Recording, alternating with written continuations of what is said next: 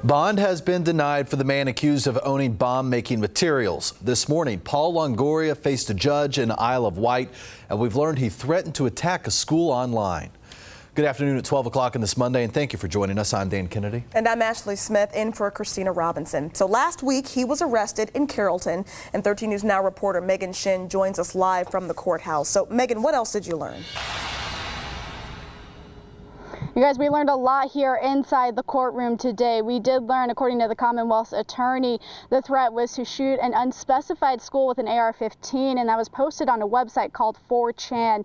Now, after the judge heard from the Commonwealth's attorney as well as Paul Longoria's defense, he said that Paul Longoria does pose an unreasonable threat to the public if he did not deny the bond today like he did. So take a look at this court video. We could see him appearing in court today, and inside the courtroom we learned more about what led to Longoria's July 31st arrest. Now, he faces felony charges for manufacture, possession, and or use of firebombs or explosive materials or devices.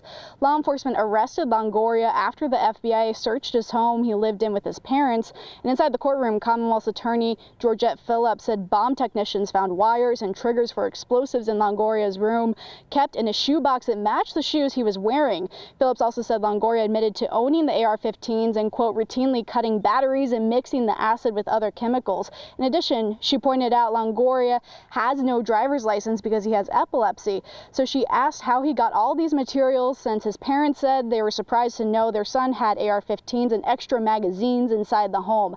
Longoria's attorney, Stephen Plott, said his client is completely innocent, and Plott said Longoria has no criminal history, had a degree in political science, and both Longoria's parents are prior military.